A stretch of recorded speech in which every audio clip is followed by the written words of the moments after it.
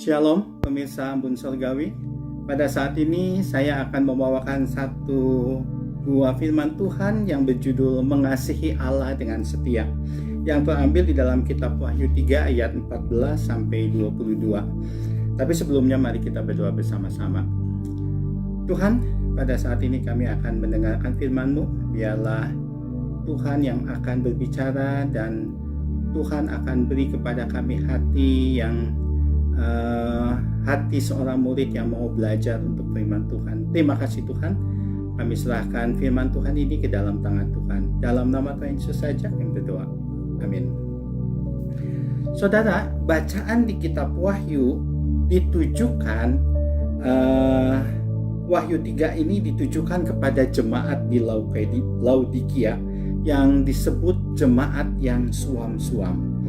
Kenapa disebut suam-suam? Karena tidak panas dan juga tidak dingin.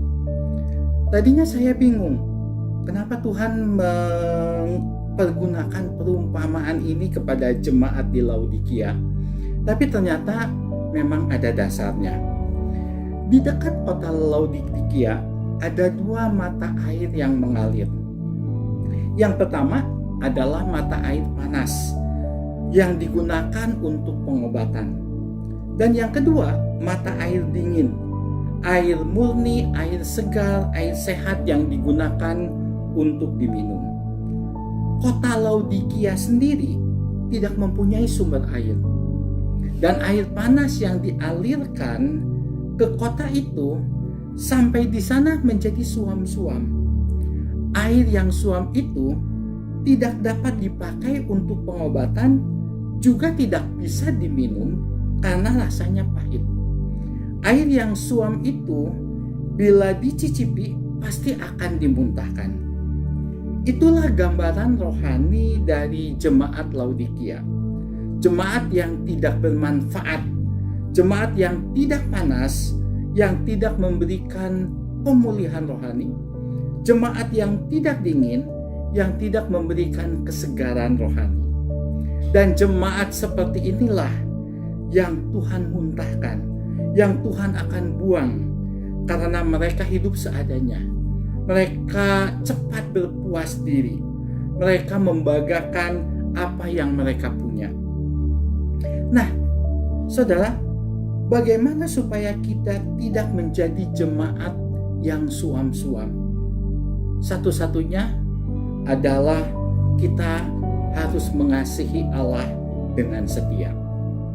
Banyak orang Kristen yang mengatakan, "Aku mengasihi Engkau Yesus." Tetapi apakah perkataan itu dapat dibuktikan dengan perbuatan? Mengasihi Yesus tanpa bukti adalah kebohongan. Mengasihi Yesus tanpa bukti adalah kepalsuan. Jadi, bukti nyata ini ketika kita mengasihi Yesus adalah merupakan hal yang sangat penting. Bukti nyata sebuah ketaatan untuk melakukan perintahnya. Bukti nyata untuk hati yang melekat selalu kepada Tuhan. Bukti nyata yang melakukan keintiman yang terus terjadi setiap hari, setiap saat dengan Tuhan. Saudara, kalau kita mengasihi Tuhan dengan sungguh-sungguh, maka kasih itu akan memberikan damai sejahtera. Damai sejahtera inilah sesuatu yang sangat mahal yang kita bisa temui pada zaman sekarang ini, pada kehidupan pada akhir zaman ini. Banyak orang yang punya segalanya tetapi hidupnya tidak damai sejahtera. Sehingga damai sejahtera ini merupakan satu hal yang sangat mahal pada saat ini. Tetapi bila kita mengasihi Yesus dengan sungguh-sungguh, maka kasih itu akan memberikan damai sejahtera. Ada satu bukti di Alkitab di mana Rasul Petrus, seorang murid Tuhan Yesus, walaupun hidupnya penuh dengan penderitaan, tetapi dia memiliki hati yang damai sejahtera. Saudara, ketika Petrus di penjara, besoknya dia akan dihukum mati. Dan 1 hari sebelumnya dia melihat Yakobus dihukum mati. Dan setelah itu bagian Petrus besoknya akan dihukum mati oleh Herodes. Saudara, ketika dia di penjara, dia disimpan di satu sel, dia dikawal oleh 4 regu, masing-masing 4 orang, dan dia dibelenggu. Ketika dia dibelenggu, ada 2 orang pengawal di dalam selnya dan 2 orang di luar sel. Dan dia siap untuk dihukum mati. Saudara, hukum mati pada saat sekarang ini beda sekali dengan hukum mati pada waktu dulu. Hukum mati di Indonesia sekarang biasanya ditembak mati. Dan itu menderita memang. Menderita hanya beberapa detik. Di Amerika lebih manusiawi karena hukum mati itu hanya dengan suntikan saja. Tetapi pada waktu dulu hukuman mati itu sangat menderita. Ada yang dibunuh, ada yang disiksa, ada yang dilempari batu, ada yang ditarik dengan kuda, ada yang digoreng, dan macam-macam.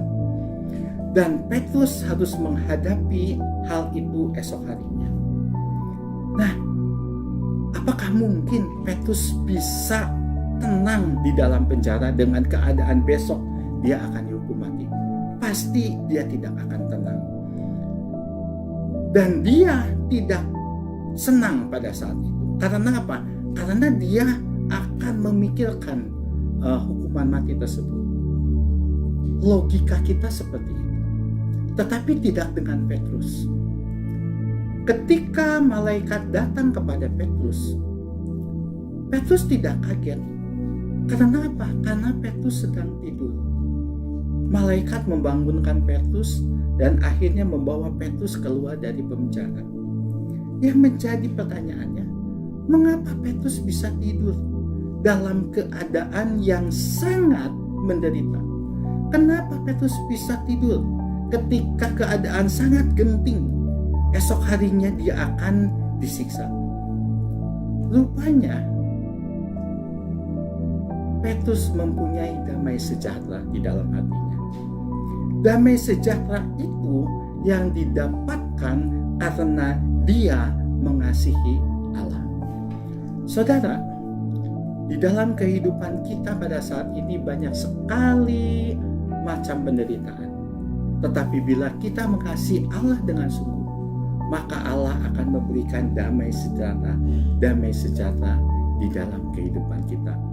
Oleh sebab itu, marilah kita mengasihi Allah dengan setia, karena Allah itu adalah kasih.